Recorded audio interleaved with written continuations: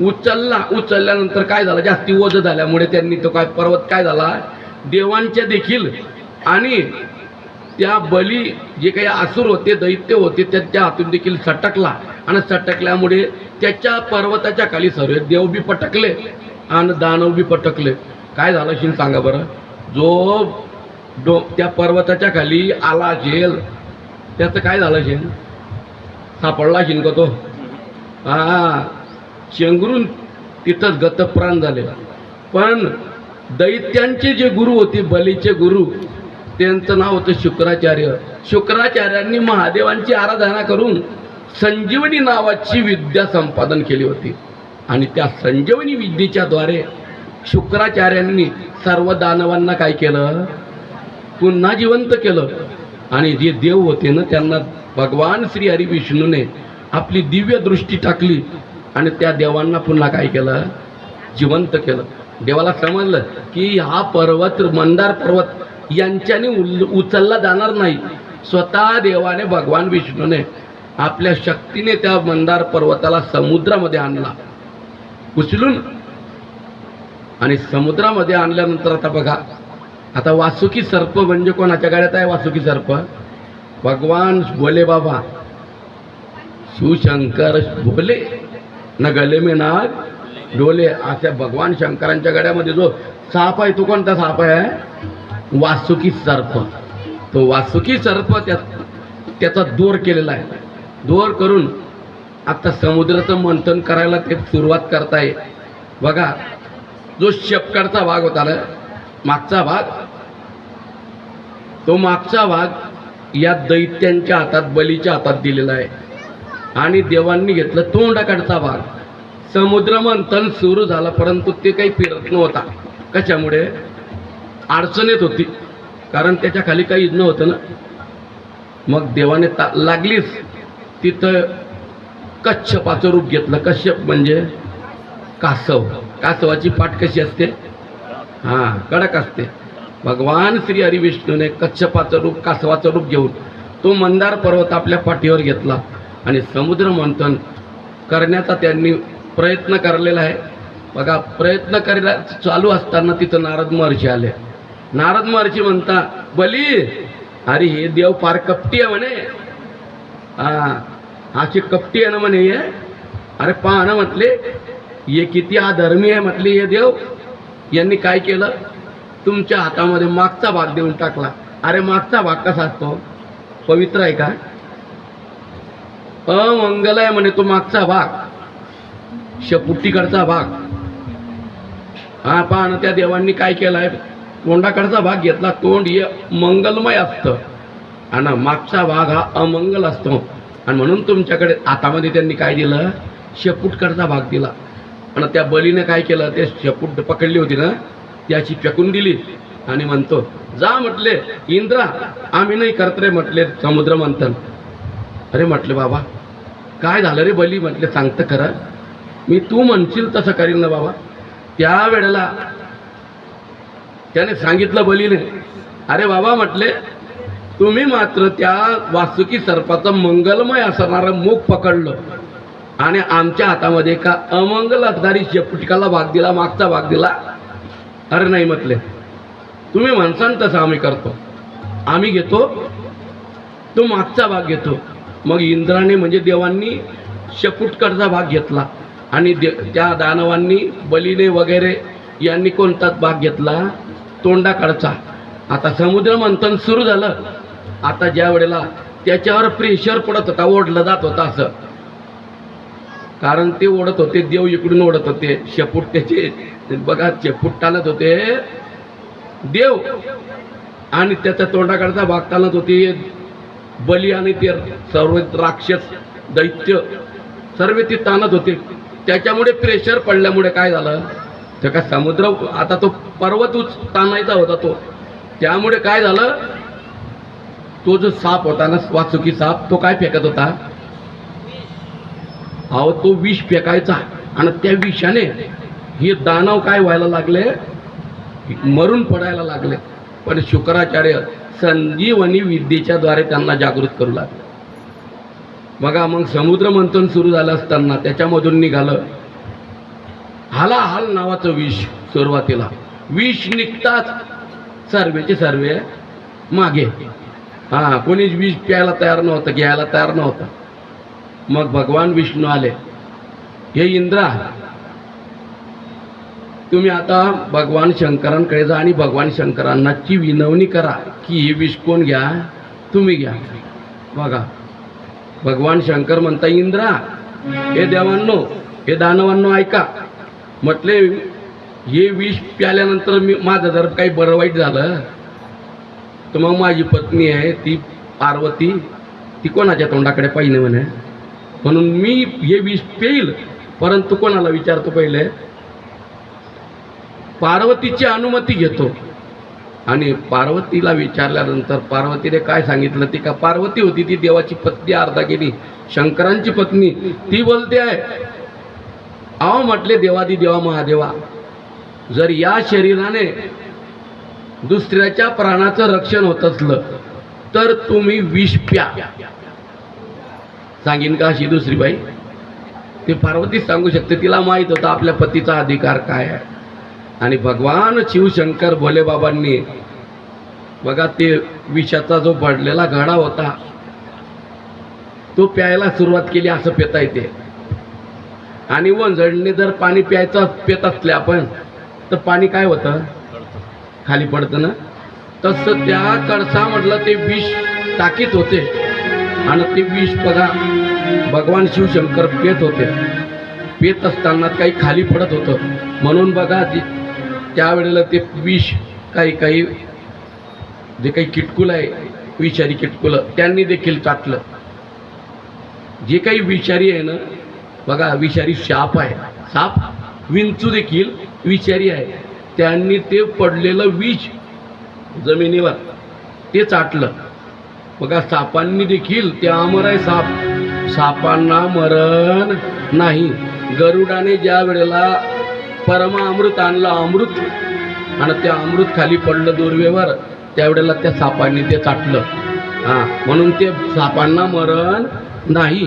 साप अमर आहे, परंतु सापाला मरण केव्हा येतं, कोणी मारीन तो साप मरतो, नाही तर त्याला मरण नाही, तुमच्या आमच्यासारखं. म्हणूनच त्याला जर त्याचं नशीब जर कुठलं तर मग तो कोणाच्या समोर येतो, त्याचे कातवर आला म्हणजे तो आपल्या समोर येतो, मोठा बी असला तर. नाही तर तो कातवर नसला तर आपली ताकद नाही त्याच्याजवळ जाण्याची, कारण तो त्याला दिसतं त्यावेळेला. आणि त्याने जर फुसकारा टाकला म्हणजे आपण जाता का जवळ, मोठा असला तर. मग त्या महादेवांनी ते विष बघा हालाहाल नावाचं विष पचवलं. परंतु विष पित असताना त्यांनी काय केलं, अगोदर रा म्हटलं. रा म्हणताना तोंड काय होतं, रा करू मनपा रा का म्हणल्यानंतर तोंड काय होतं, रा, तोंड आ होतं. आणि रा म्हणणार दुसऱ्यानंतर म म्हटलं, म म्हणताच तोंड काय झालं, मिटलं.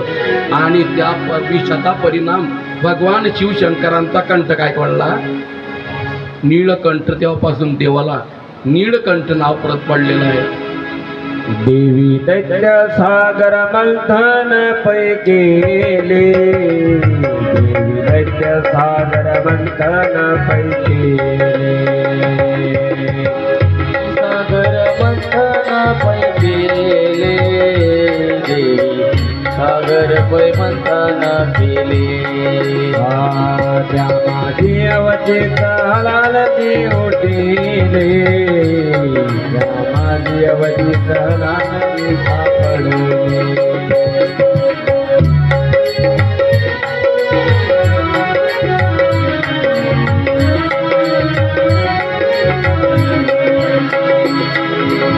वासुरापन प्राशन केले, वासुरापन प्राशन केले.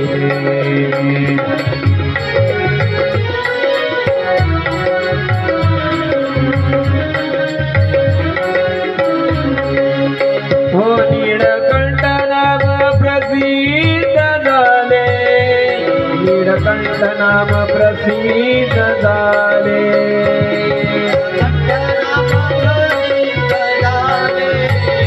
नीळकंठ नाम प्रसिद्ध झाले.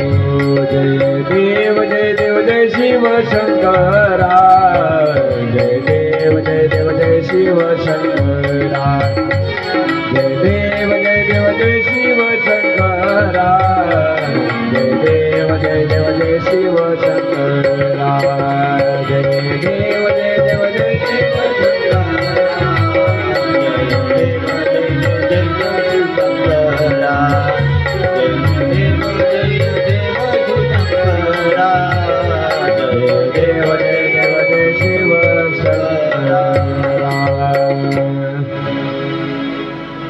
आरतीमध्ये म्हटलेलं आहे रामदास स्वामींनी, देवी दैती पै सागर मंथन पै केले, त्या माझी अवचित हाला हलवटिले, ते त्वा आसुरपणे प्राशन केले, नीळकंठ नाम प्रसिद्ध झाले, जय देव जय शिव शिव शंकरा, आरती ओवाळिता हरली भवचिंता. नीळकंठ नाव प्रसिद्ध झाला. पण ऐका, हे पण ठीक आहे, नीळकंठ त्या आरतीमध्ये सांगितलेलं आहे रामदास स्वामींनी. पण जनाबाई म्हणतात की भजन करी महादेव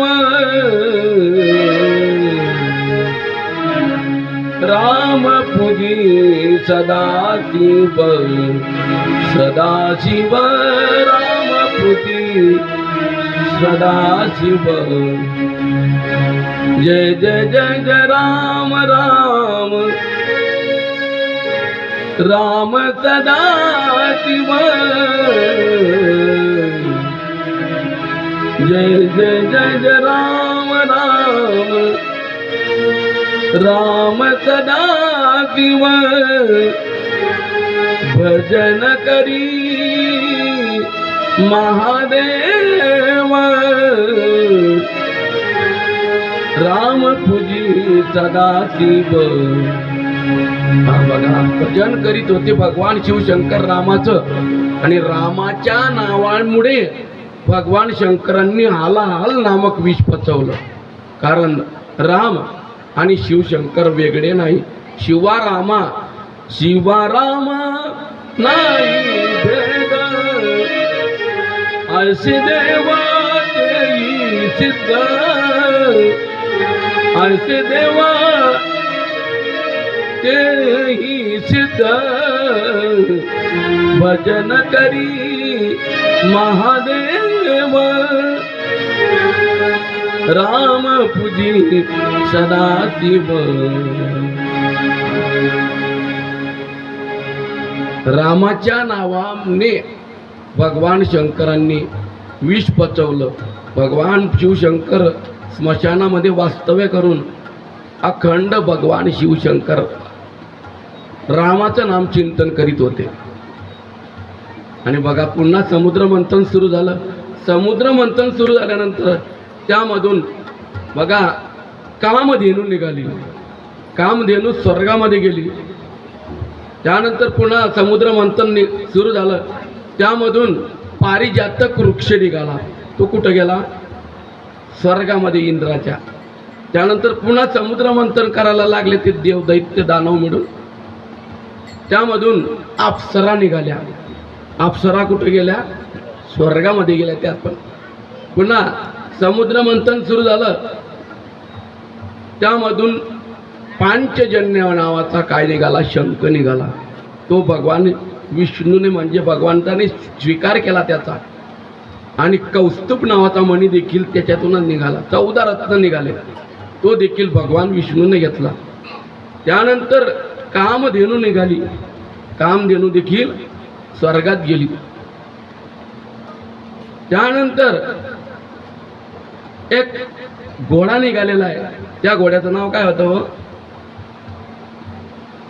तो जो घोडा निघाला ना, तो घोडा बलिराजाने घेतला.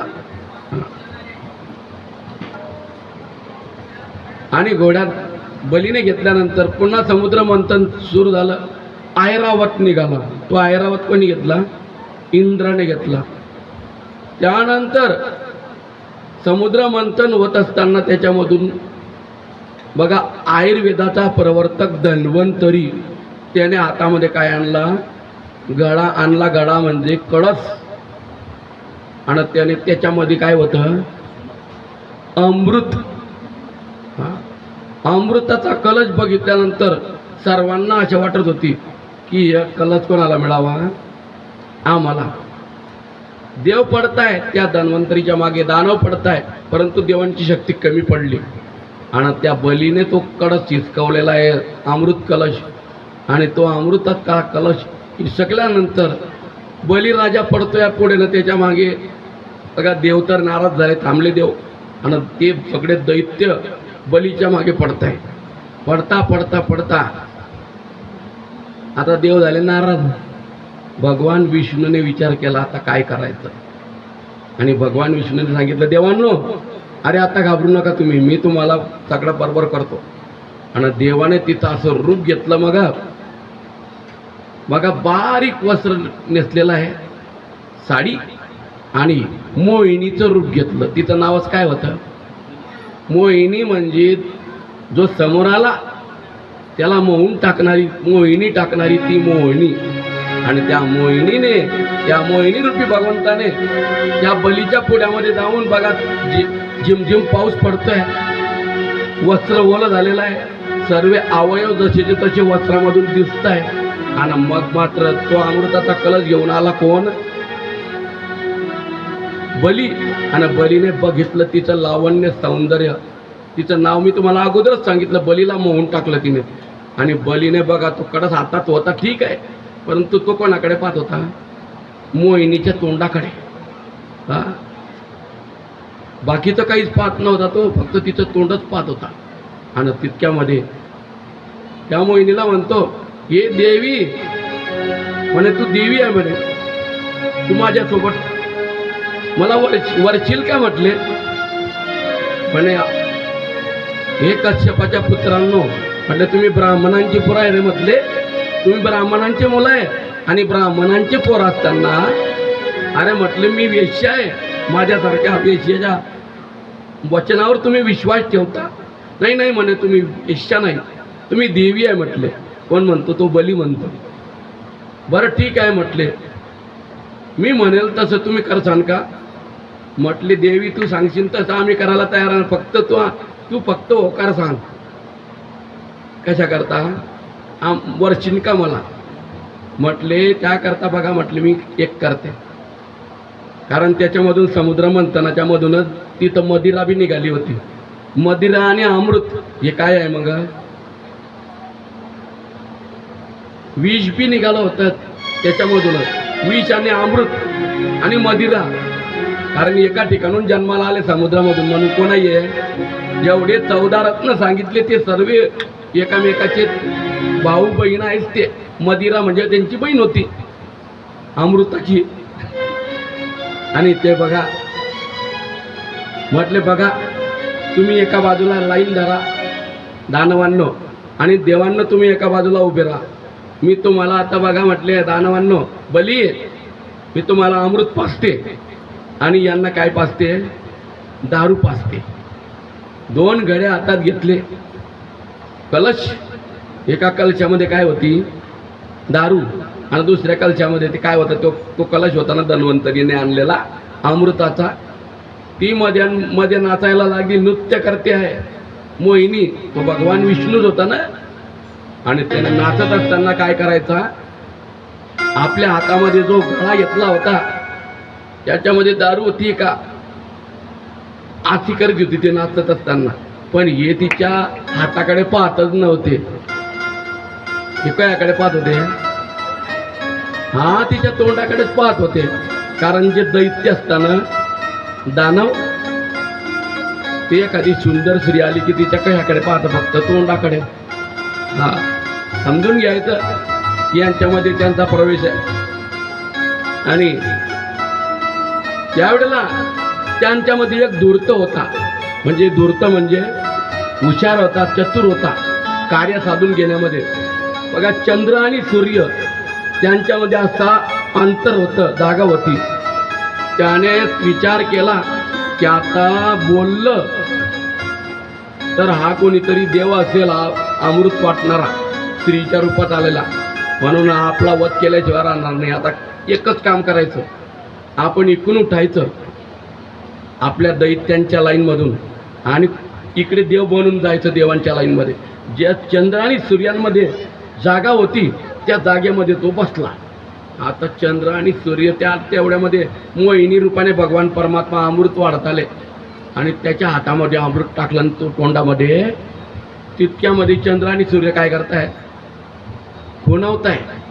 भगवान विष्णूच्या लक्षात आलं खुणवल्यानंतर आणि लगेच सुदर्शन चक्राचं त्यांनी स्मरण केलं भगवान मोहिनीने आणि मोहिनीरूपी भगवंताने स्मरण करून त्याचं मुंडकं उडवलं. परंतु बघा त्याने अमृत तोंडामध्ये टाकल्यामुळे काय झालं? तो मरण पावला नाही. त्याचं जे तोंड होतं ते राहू आणि त्याचं जे धड होतं ते काय झालं? केतूच्या रूपाने. बघा म्हणून ज्या वर्षी राहू आणि केतू उगवले त्या वर्षी कोरडा तरी दुष्काळ पडेल, ओला तरी दुष्काळ पडेल असं ते.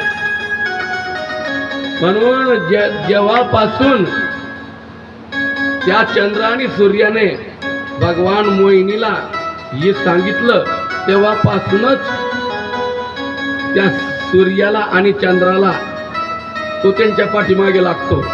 ज्यावेळेला चंद्राच्या पाठीमागे लागलं त्यावेळेला ते समजून घ्यायचं की कोणतं ग्रहण आहे? चंद्रग्रहण आहे. चंद्राला ग्रहण लागलेलं आहे. आणि ज्यावेळेला सूर्यनारायणाच्या पाठीमागे लागतो तो राहू त्यावेळेला समजायचं सूर्याला काय लागलं? ग्रहण लागलं. असं आहे. आज बी काट करतो तो त्यांच्यावर दोघांवर. आणि मग बघा पुन्हा समुद्र मंथन सुरू झालं. शेवटचं रत्न निघालं त्याच्यामधून. ते रत्न कोणतं? लक्ष्मी. लक्ष्मी निघाल्यानंतर लक्ष्मी उपवर होती आणि त्या लक्ष्मीला पाहिल्यानंतर देवांना वाटत होतं की ही आम्हाला मिळावी. बलिराजाला वाटत होतं की ही आम्हाला मिळावी. बलिराजाला वाटत होतं मला मिळायला पाहिजे, माझी राणी व्हायला पाहिजे. आणि बघा या लक्ष्मीनं सांगितलं, हे बली, हे दानवांनो आणि हे देवांनो, तुम्ही लाईना पकडा म्हटले. मला जे मॉडेल पटेल, मला आवडेल ते मी पसंत करेल म्हटलं. आणि बघा एका बाजूला दानव बसलेले आहे, राक्षस बसलेले आहे, दैत्य बसलेले आहे एका लाईनमध्ये आणि एका बाजूला कोण बसले? देव बसले. आता तिने पहिलं मोहीन आपली जे होती लक्ष्मी तिने हातामध्ये वरमाला घेतली आणि निघाली. ते पकडली. पहिल्यापासून तिने नंबर लावला. पहिल्या सुरुवातीला बसलेला होता बली. तो बली त्याला असं वाटत होतं की ही माझ्या गळ्यात माळ घातल्याशिवाय राहणार नाही. परंतु त्या मोहिनी भगवत आपल्या त्या लक्ष्मीने काय केलं? त्याच्याकडे बघून घेतलं आणि पुढे त्याला सोडून डावलून पुढे निघून गेली. बघा 4-5 नंबर चुकले.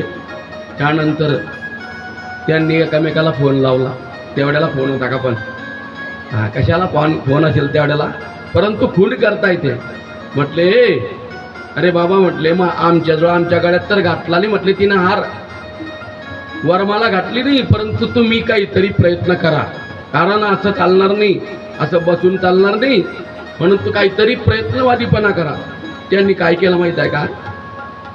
जे बैल आपल्याला, आपण जसे बैलगाडीला बैल दुरवताना काही काही बैल असे हुशार असतात. मालक नुसता दोर धरतो आणि बैल काय करता?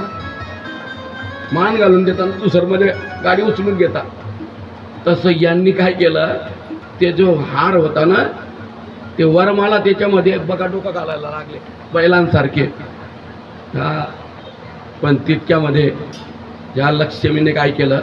तू हार एका हातात घेतला आणि दुसऱ्या हाताने त्यांना ढकलून दिलं, त्यांना ते डोकं मागं करून दिलं.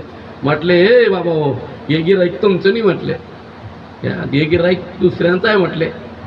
आणि मग त्या दानवांची लाईन संपली आणि देवांच्या लाईनमध्ये आली.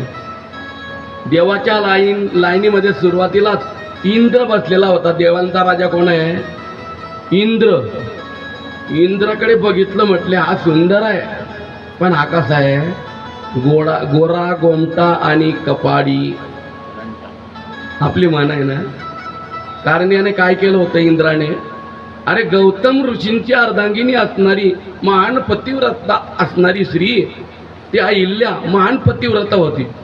परंतु याने काय केलं, त्या गौतम ऋषीचं रूप घेतलं आणि तिचं शील भ्रष्ट केलं, म्हणजे तिला देखील याने दूषित केली. आता तिचा काही दोष नव्हता बिचारीचा माऊलीचा, पण याने तिचा काय केलेलं आहे, तिचं पातिव्रत्य भंग केलेलं आहे. म्हणून म्हटले हा काही लायक नाही.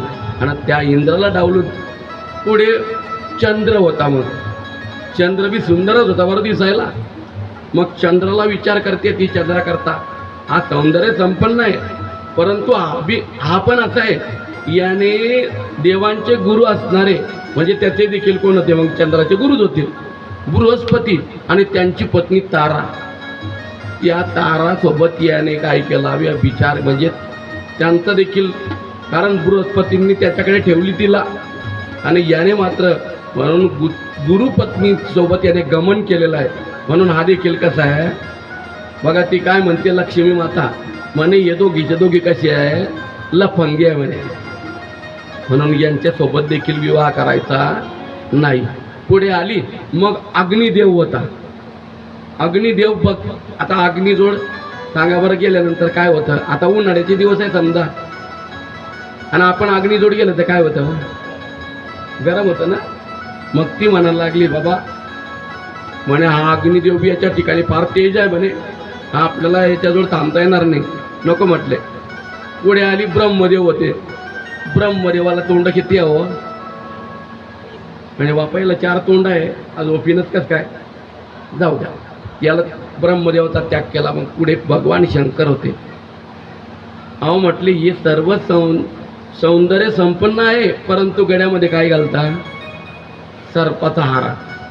त्यानंतर अंगावर चिता भस्म म्हणजे प्रेतांचं भस्म लावता, आणि विवस्त्र म्हणजे कसे व्याघ्रांबर परिधान करता, असं असतं म्हटलं. तर त्याकरता आणि यांच्याजवळ माझी बहीण आहे अजून परत, कोण, पार्वती. कारण लक्ष्मी पार्वती या जितक्या देव्या म्हणून आहे ना, त्या सर्व कोण आहे, हा बहिणी आहे. म्हणून नवरात्रामध्ये जो आपण जो गरबा खेळतो ना, तो गरबा कोणी खेळायला पाहिजे,